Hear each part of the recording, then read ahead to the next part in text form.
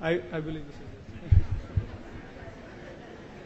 New York ટાઈમ્સમાં ઘણા વખત પહેર્યા તંત્રી લેખ હતો, how to bypass the bypass.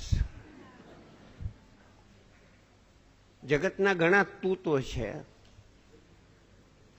એમાંનું bypass એક મોટું તૂત પુરવાર થયું છે. આ મનુ કોઠારીનો ઓપિનિયન નથી. 10 વર્ષ પહેલા it has been discarded as useless and harmful.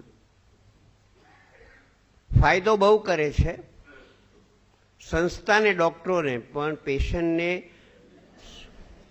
સરવાળે બાદબાકી જ હોય છે.